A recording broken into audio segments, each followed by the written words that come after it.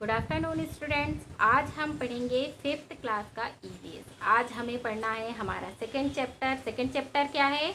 Organs of our body.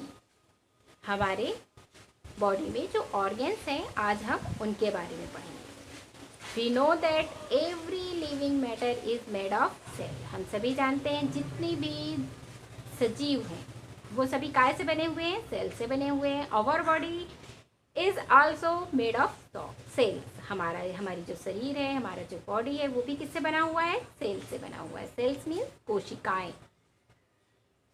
The cells group together from tissues, similar tissues group together from organs. The organs work in unison to form the organ system. Many organ systems work together to carry out various life processes, thus forming an organism. जो कोशिकाएं होती हैं, ये कोशिकाओं का जो समूह है वो उसे क्या कहते हैं? ऊतक कहते हैं।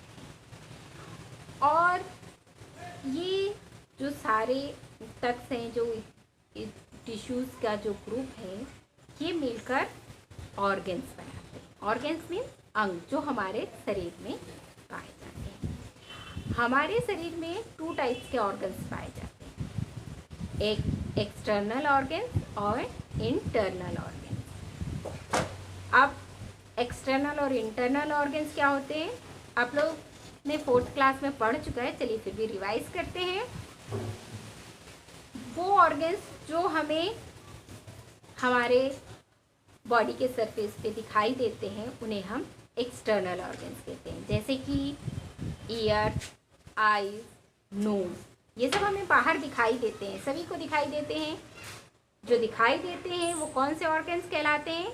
वो एक्सटर्नल ऑर्गन्स कहलाते हैं। कौन से ऑर्गन्स कहलाते हैं? एक्सटर्नल ऑर्गन्स कहलाते हैं। Internal organs. अब इंटरनल ऑर्गन्स क्या हैं?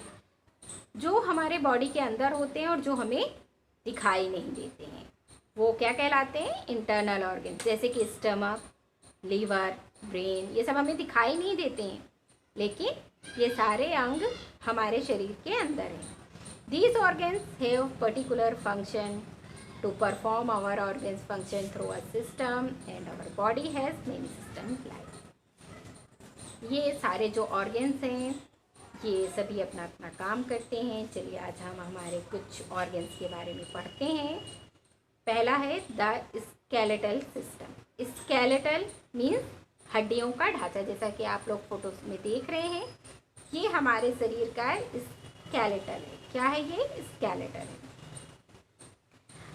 स्केलेटल जो होता है, जो हमारा स्केलेटल सिस्टम है, ये हमें क्या करता है? शेप देता है। अब देखिए, इससे समझ आ रहा है, आप लोग देख रहे होंगे तो आपको ये समझ में आ रहा है कि ये किसी इंसान का शरीर है।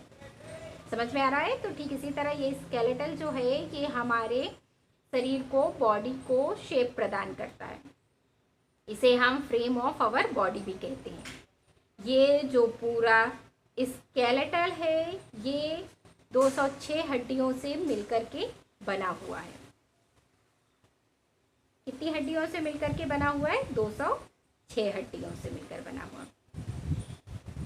और ये क्या होता है? हमारे शरीर का सबसे हार्ड, सबसे सख्त हिस्सा होता है। बॉन्स जो हड्डियां हैं किस चीज़ से बनी होती हैं? कैल्शियम से, कैल्शियम कार्बोनेट, फॉस्फेट से मिलकर बनी होती है। They help in maintaining the posture. और ये हमारे शरीर को पोस्चर प्रदान करती हैं। जो स्केलेटल है इसमें बहुत सारी चीज़ें आती हैं, जैसे कि देखिए ये स्कल हुआ, ये रिब केज हुआ, ये लाइन हुआ, ये आर्म्स के, ये लेग्स के लाइंस हो गए। और ये देखिए ये जो सीधी हड्डी दिखाई दे रही है ये स्पाइन है। ठीक है, चलिए अब हम इनके पार्ट्स के बारे में देखते हैं। Skull, the skull is the bone और द हेड। स्कल क्या है? खोपड़ी, जिसको हम खोपड़ी कहते हैं। ठीक है, और इस खोपड़ी के अंदर क्या होता है? हमारा ब्रेन। और ये बहुत सख्त होता है। एक तरह से हम कह सकते हैं कि हमारे ब्रेन को सुरक्षा प्रदान करता है। चलिए देखते हैं हम स्कल के बारे में और पढ़ते हैं। स्कल को क्या कहते हैं? द ब्रेन बॉक्स, क्योंकि इसके अंदर क्या रहता है? ब्रेन रहता है। और ये जो स्कल है, ये इसमें हमारे फेशियल बोन्स होती हैं। स्कल में जबड़ा होता है, ठीक है। और ये देखिए, ये इसे जबड़ा बोलते हैं। जो हम खाते हैं और चबाते हैं, ये इसकी मदद से ही, ठीक है। चलिए अब देखिए, नेक्स्ट है द स्पाइन, मतलब ये रीढ़ की जो हड्डी है। इसे क्या कहते हैं? बैकबोन। इसे क्या कहते हैं? बैकबोन।